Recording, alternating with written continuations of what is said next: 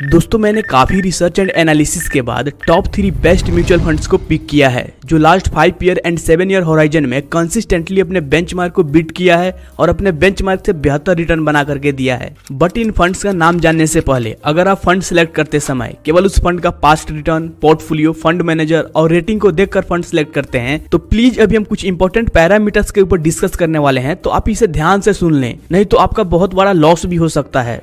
दोस्तों हर mutual fund का एक बेंचमार्क इंडेक्स होता है। अगर हम इक्विटी म्यूचुअल फंड की बात करें तो इक्विटी म्यूचुअल फंड में इंडेक्स फंड के अलावा जितने भी कैटेगरी हैं जैसे कि large cap, mid cap, small cap, flexi cap, multi cap, else, value fund, sectoral fund, focus funds, हम ज्यादातर इन्हीं कैटेगरी के फंड्स में इन्वेस्ट करना पसंद करते हैं। जबकि इंडेक्स फंड में कंपैरेटिवली इन कैटेगरी के फंड से बहुत कम एक्सपेंस रेशियो पे करना होता है और वो होता है 0.1% से लेकर के 0.5% तक। और इन कैटेगरी के फंड्स में कंपैरेटिवली बहुत ज्यादा एक्सपेंस रेशियो पे करना होता है और वो होता है 0.2% से लेकर के 3% तक। अगर आप इन कैटेगरी में किसी अच्छे फंड को पिक करेंगे तो उसका एक्सपेंस रेशियो 0.5% से ज्यादा ही होगा, इससे कम नहीं होगा। इतना ज्यादा एक्सपेंस रेशियो होने के बावजूद भी हम इन्हीं कैटेगरी के फंड्स में इन्वेस्ट करना पसंद करते हैं। ऐसा इसलिए क्योंकि हमें यहाँ थोड़ा ज्यादा रिटर्न चाहिए होता है, हम यहाँ थोड़ा ज्यादा रिटर्न एक्सपेक्ट करते हैं और ये ज्यादा रिटर्न्स हमें तभी मिलता है जब ये फंड्स अपने बेंचमार्क इंडेक्स के रिटर्न्स को बीट करते हैं। और ये अपने बेंचमार्क से जितना % ज्यादा रिटर्न बनाते हैं उसी रिटर्न के लिए हम इन कैटेगरी के फंड्स में इन्वेस्ट करना पसंद करते हैं, ज्यादा एक्सपेंस रेशियो होने के बावजूद भी। और दोस्तों जब ये फंड्स अपने बेंचमार्क को बीट नहीं कर पाते हैं तो यहाँ 2 लॉस होता है। एक तो हम यहाँ ज्यादा एक्सपेंस रेशियो पे कर रहे हैं और दूसरी चीज ये फंड्स अपने बेंचमार्क से भी कम रिटर्न देते हैं। इससे बेहतर होता है कि इन पर्टिकुलर म्यूचुअल फंड्स का जो बेंचमार्क इंडेक्स है उसमें हम इन्वेस्ट करते हैं, वहाँ जो हमें रिटर्न मिलता वो इनसे तो ज्यादा ही मिलता। बट डोंट वरी दोस्तों, मैंने इन्हीं कैटेगरी के फंड्स में से टॉप 3 बेस्ट फंड्स को पिक किया है जो last 5 year and 7 year horizon में कंसिस्टेंटली अपने बेंचमार्क को बीट किया है और अपने बेंचमार्क से बेहतर रिटर्न बना करके दिया है। दोस्तों अगर last 5 year and 7 year horizon में इक्विटी म्यूचुअल फंड का परफॉर्मेंस चेक करें अगेंस्ट बेंचमार्क की कितना % म्यूचुअल फंड्स अपने बेंचमार्क को बीट कर पाए हैं तो ये डेटा देखकर आप हैरान हो जाएंगे। Around 61% equity mutual fund schemes fail to beat their respective benchmarks in the 5-year horizon. Last 5 year से 61% इक्विटी म्यूचुअल फंड्स अपने बेंचमार्क को बीट नहीं कर पाए हैं। ये सारी डेटा मैं आपको क्यों दिखा रहा हूँ अभी आपको पता चल जाएगा।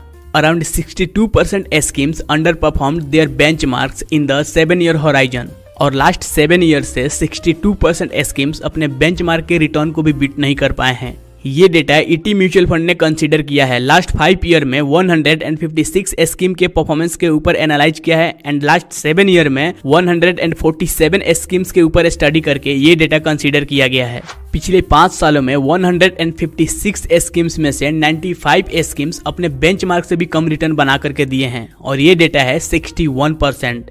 एंड लास्ट 7 ईयर होराइजन में 147 स्कीम्स में से 91 स्कीम यानी कि 62% म्यूचुअल फंड्स अपने बेंचमार्क इंडेक्स के रिटर्न्स को भी बीट नहीं कर पाए हैं। अगर कैटेगरी वाइज बात करें लास्ट 5 ईयर से अगर हम लार्ज कैप कैटेगरी की बात करें तो हर 24 म्यूचुअल फंड्स में से 22 म्यूचुअल फंड्स यानी कि 92% अपने बेंचमार्क इंडेक्स के रिटर्न्स को भी बीट नहीं कर पाए हैं। Large and mid cap category की बात करें तो 19 म्यूचुअल फंड्स में से 16 म्यूचुअल फंड्स यानी कि 84% अपने बेंचमार्क को बीट नहीं कर पाए हैं। एल्स की बात करें तो 73%, फ्लेक्सी कैप की बात करें तो 63%, value fund 60%, mid cap 55%, focused funds 50%, small cap 13%, multi cap and contra की बात करें तो इन्होंने लास्ट 5 ईयर से अपने बेंचमार्क को बीट किया है। दोस्तों ओवरऑल मैक्सिमम फंड्स अपने बेंचमार्क को बीट नहीं कर पाते हैं। ऐसे में इतने सारे फंड्स में से बहुत मुश्किल होता है एक बेस्ट म्यूचुअल फंड सिलेक्ट करना जो कंसिस्टेंट परफॉर्मर रहा हो।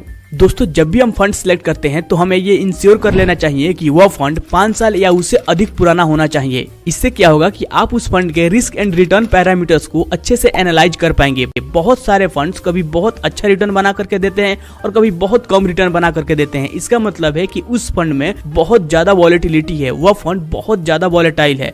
हमें उन फंड्स में इन्वेस्ट करना चाहिए जो थोड़ा कम रिटर्न दे बट उन फंड्स में कंसिस्टेंसी हो। जो फंड्स 2 साल 3 साल पुराने होते हैं उन फंड्स के बहुत सारे पैरामीटर्स जैसे कि standard deviation, beta, Sharpe ratio, alpha, ये सारे पैरामीटर्स अवेलेबल नहीं होते हैं, जिससे आप उन फंड्स के रिस्क एंड रिटर्न पैरामीटर्स को अच्छे से एनालाइज नहीं कर पाएंगे। और किसी फंड के 2 साल 3 साल के परफॉर्मेंस को देखकर आप उस फंड के कंसिस्टेंसी का अंदाजा नहीं लगा सकते हैं। हो सकता है कि वह फंड अपने पहले ही 2-3 सालों में अच्छा परफॉर्म किया हो, किसी पर्टिकुलर सेक्टर में उसका ज्यादा इन्वेस्टमेंट हो और वो सेक्टर उस टाइम पीरियड में अच्छा परफॉर्म किया हो, जिसकी वजह से वह फंड अच्छा रिटर्न बना करके दिया हो, बट इसकी कोई गारंटी नहीं है कि वह फंड फ्यूचर में भी वैसा ही परफॉर्म करेगा। अब इसका मतलब ये नहीं है कि ये फंड्स बुरे होते हैं, इनमें इन्वेस्ट नहीं करना चाहिए। हर फंड्स अपना first year, second year, third year complete करने के बाद ही 5 साल 10 साल पुराना होता है। मेरा मतलब ये है कि इस तरह के फंड्स के कंसिस्टेंसी का हम अंदाजा नहीं लगा सकते हैं कि ये फंड फ्यूचर में कैसा परफॉर्म करेगा। दोस्तों, इन सभी चीजों को ध्यान में रखते हुए मैंने 3 बेस्ट म्यूचुअल फंड्स को पिक किया है जो last 5 year and 7 year horizon में कंसिस्टेंट परफॉर्मर रहे हैं। दोस्तों, इन फंड्स को मैंने कुछ इंपॉर्टेंट पैरामीटर के बेसिस पे कंसीडर किया है, जिसमें फर्स्ट पैरामीटर है past performance and second parameter है expense ratio.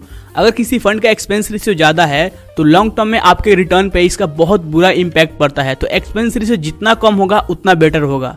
Third number parameter है स्टैंडर्ड डेविएशन। किसी फंड का स्टैंडर्ड डेविएशन यह बताता है कि वह फंड अपने एवरेज रिटर्न से एग्जैक्ट कितना % ऊपर जा सकता है और कितना % नीचे आ सकता है। अगर किसी फंड का स्टैंडर्ड डेविएशन ज्यादा है तो वह फंड ज्यादा वॉलेटाइल है। फोर्थ नंबर है बीटा। अगर किसी फंड के बीटा का वैल्यू 1 से ज्यादा है तो वह फंड अपने बेंचमार्क से ज्यादा वॉलेटाइल है। बीटा का वैल्यू हमेशा 1 से कम होना चाहिए और जितना ज्यादा कम होगा उतना बेटर होगा। फिफ्थ नंबर है अल्फा। अल्फा बताता है कि कोई फंड अपने बेंचमार्क के कंपेयर में कैसा परफॉर्म किया है। अल्फा जितना ज्यादा होता है उतना बेटर होता है। ये कुछ इंपॉर्टेंट पैरामीटर्स है जिनके बेसिस पे मैंने इन फंड्स को पिक किया है। दोस्तों, फर्स्ट म्यूचुअल फंड है स्मॉल कैप कैटेगरी से एसबीआई स्मॉल कैप फंड। अगर हम स्मॉल कैप कैटेगरी की बात करें तो बहुत सारे ऐसे फंड्स हैं जिन्होंने बहुत अच्छे रिटर्न बना करके दिए हैं, बट इसका मतलब ये नहीं है कि वो रिटर्न पैरामीटर को देखकर हमें किसी भी फंड को अपने पोर्टफोलियो में रख लेना चाहिए। Comparatively SBI small cap fund का रिस्क एंड रिवॉर्ड रेशियो काफी बेटर है। दोस्तों, अगर हम इस फंड के रिटर्न्स की बात करें तो लास्ट ईयर इस फंड ने अपने बेंचमार्क और स्मॉल कैप कैटेगरी दोनों को बीट किया है। लास्ट 3 इयर्स में इस फंड का रिटर्न और बेंचमार्क और स्मॉल कैप कैटेगरी का फंड लगभग सेम है, लेकिन लास्ट 5 ईयर में इस फंड ने कंसिस्टेंटली अपने बेंचमार्क और स्मॉल कैप कैटेगरी दोनों को बीट किया है। एंड इस फंड का ऑल टाइम जो रिटर्न है वो भी हाई है। इस फंड ने कंसिस्टेंटली अपने बेंचमार्क और स्मॉल कैप कैटेगरी दोनों को बीट किया है। अगर हम इस फंड के रिटर्न्स को कंपेयर करें इसके बेंचमार्क से, लास्ट 6 मंथ्स में इस फंड ने 23% का रिटर्न दिया है, बेंचमार्क 25%, इक्विटी स्मॉल कैप 22%। लेकिन लास्ट ईयर इस फंड ने 13% का रिटर्न दिया है, बेंचमार्क 5% और equity small cap 6%। Last 3 years में इस फंड का रिटर्न है 31%, बेंचमार्क का है 28%, इक्विटी स्मॉल कैप का है 33%। यहाँ स्मॉल कैप कैटेगरी ने थोड़ा अच्छा रिटर्न बना करके दिया है, बट अब लॉन्ग टर्म में देखेंगे 5 ईयर 7 ईयर होराइजन में तो इस फंड ने अपने बेंचमार्क और स्मॉल कैप कैटेगरी दोनों को बीट किया है। दोस्तों, अगर इस फंड के रिस्क पैरामीटर्स की बात करें तो इस फंड का स्टैंडर्ड डेविएशन कंपैरेटिवली बेंचमार्क और स्मॉल कैप कैटेगरी दोनों से कम है और स्टैंडर्ड डेविएशन जितना कम होता है उतना बेटर होता है। अगर किसी फंड का स्टैंडर्ड डेविएशन ज्यादा है तो वह फंड ज्यादा वॉलेटाइल है। दोस्तों, Sharpe ratio and Sortino ratio, ये दोनों रेशियो किसी भी फंड के रिस्क एडजस्टेड रिटर्न को बताते हैं। ये जितना ज्यादा होता है उतना बेटर होता है, तो यहाँ ये दोनों रेशियो कंपैरेटिवली ज्यादा है। बीटा का वैल्यू भी 1 से कम होना चाहिए, वह फंड कम वॉलेटाइल होता है, तो यहाँ बीटा का वैल्यू भी काफी कम है। एंड अल्फा बताता है कि कोई फंड अपने बेंचमार्क के कंपेयर में कैसा परफॉर्म किया है। अल्फा जितना ज्यादा होता है उतना बेटर होता है। इस फंड के पोर्टफोलियो में टोटल नंबर ऑफ स्टॉक्स है 52, टॉप 10 स्टॉक्स का होल्डिंग है 29%, टॉप 5 स्टॉक्स का होल्डिंग है 16% and sector wise top 3 sector का वेट है 45%, पीबी रेशियो है 4.64% एंड पीई रेशियो है 28.67%, जो कि काफी बढ़िया है। दोस्तों, अगर हम इस फंड के पीयर कंपैरिजन को देखें तो टॉप 5 फंड्स में से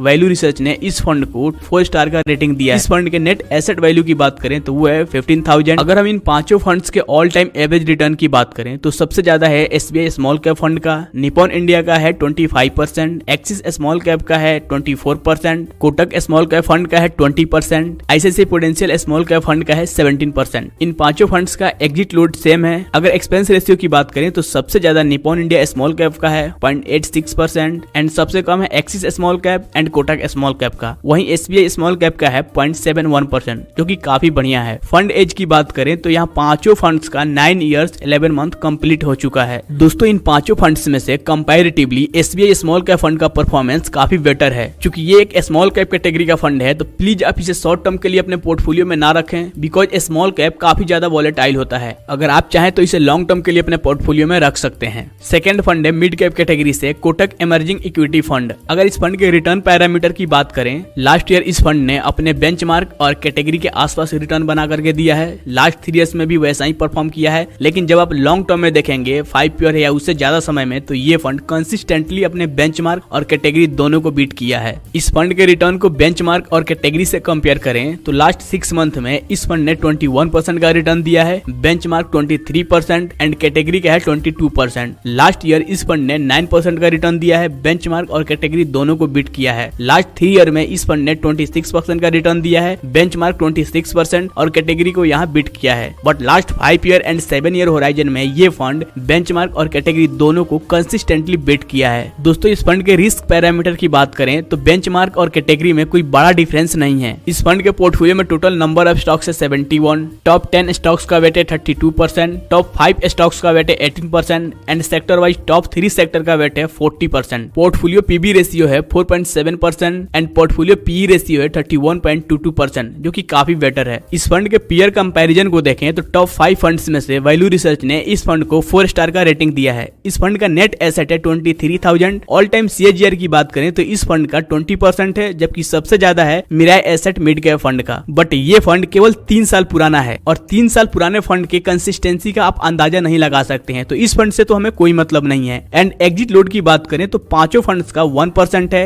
एंड एक्सपेंस रेशियो की बात करें तो comparatively Kotak emerging equity fund का सबसे कम एक्सपेंस रेशियो है और ये फंड 9 साल 11 महीने पुराना है। ये फंड लॉन्ग टर्म में काफी बेहतरीन रिटर्न बना करके दिया है। ये एक मिड कैप कैटेगरी का फंड है और लार्ज कैप के कंपेयर में मिड कैप थोड़ा ज्यादा वॉलेटाइल होता है, तो अगर आप इसे अपने पोर्टफोलियो में रखना चाहें तो आप इसे लॉन्ग टर्म के लिए रख सकते हैं। दोस्तों सेकंड म्यूचुअल फंड है Parag Parikh flexi cap fund. Flexi cap category में जितने भी फंड्स हैं उनमें Parag Parikh flexi cap fund एक ऐसा फंड है जो अपने लॉन्च डेट से लास्ट 2 ईयर तक कंसिस्टेंटली बेहतर रिटर्न बना करके दिया है। बट लास्ट ईयर इस फंड ने थोड़ा बुरा परफॉर्म किया है, बट कोई ना, ये फंड फ्यूचर में भी काफी अच्छा रिटर्न बना करके देगा। ये फंड हमेशा रिस्क एडजस्टेड रिटर्न बना करके दिया है। लास्ट ईयर इस फंड ने अपने बेंचमार्क और कैटेगरी दोनों से काफी बुरा परफॉर्म किया है, बट लास्ट 3 ईयर में 5 ईयर में ऑल टाइम होराइजन में ये फंड कंसिस्टेंटली अपने बेंचमार्क कैटेगरी सभी को बीट किया है और काफी बड़ा नंबर से बीट किया है। लास्ट ईयर इस फंड का रिटर्न नेगेटिव 2% था, बट लास्ट 3 ईयर में 5 ईयर में 7 ईयर होराइजन में ये फंड कंसिस्टेंटली बड़े नंबर से अपने बेंचमार्क और कैटेगरी दोनों को बीट किया है। इस फंड के रिस्क पैरामीटर की बात करें तो स्टैंडर्ड डेविएशन बेंचमार्क और कैटेगरी दोनों से काफी कम है। शार्प रेशियो और टीनो रेशियो दोनों बेंचमार्क और कैटेगरी दोनों से काफी ज्यादा है और बीटा कंपैरेटिवली बहुत कम है। अल्फा जितना ज्यादा होता है उतना बेटर होता है, तो कंपैरेटिवली अल्फा बहुत ज्यादा है। इस फंड के पोर्टफोलियो में टोटल नंबर ऑफ स्टॉक्स है 29, टॉप 10 स्टॉक्स का वेट है 57%, टॉप 5 स्टॉक्स का वेट है 35% and sector wise top 3 sector का वेट है 53%। इस फंड के पोर्टफोलियो का जो पीबी रेशियो है वो है 3.05%, पीई रेशियो है 16.78%, जो कि बहुत ही बढ़िया है। दोस्तों इस फंड के पीयर कंपैरिजन की बात करें तो वैल्यू रिसर्च ने इन टॉप 5 फंड्स में से पराग पारिक फ्लेक्सी कैप फंड को 5 स्टार का रेटिंग दिया है। इस फंड का नेट एसेट है 28,000। इस फंड का ऑल टाइम CAGR है 18.65%, जबकि मिराई एसेट का सबसे ज्यादा है 20%। बट ये फंड अगेन 3 साल 7 महीने पुराना है और ऐसे फंड्स को तो हमें पिक करना ही नहीं है। अगर एग्जिट लोड की बात करें तो इस फंड का एग्जिट लोड है 2%। एग्जिट लोड कंपैरेटिवली सबसे ज्यादा है, बट अगर आप लॉन्ग टर्म के लिए इन्वेस्ट करते हैं तो इससे आपको कोई फर्क नहीं पड़ता। एक्सपेंस रेशियो की बात करें तो कंपैरेटिवली ना ही बहुत ज्यादा है और ना ही कम है और ये फंड 9 साल 7 महीने पुराना है। कंपैरेटिवली ये fund better risk adjusted return बना करके दिया है। लास्ट ईयर इस फंड ने थोड़ा बुरा परफॉर्म किया है, बट अगर आप लॉन्ग टर्म के लिए इस फंड में इन्वेस्ट करते हैं तो ये फंड आपको अच्छा रिटर्न बना करके देगा। तो ये था टॉप 3 बेस्ट म्यूचुअल फंड्स जिसे हमने रिस्क एंड रिवॉर्ड पैरामीटर के बेसिस पे पिक किया है। अगर इसके रिगार्डिंग आपके मन में कोई क्वेश्चन है, कोई क्वेरी है, तो आप नीचे कमेंट सेक्शन में पूछ सकते हैं। अगेन ये कोई रिकमेंडेशन नहीं था, आप खुद भी इन फंड्स के रिगार्डिंग रिसर्च कर सकते हैं, अपने फाइनेंशियल एडवाइजर से हेल्प ले सकते हैं और हाँ, उतना ही पैसा इन्वेस्ट करें जितना आप रिस्क ले सकते हैं। सो फिर मिलते हैं एक और नेक्स्ट वीडियो में। Till then keep learning and keep earning. Thank you.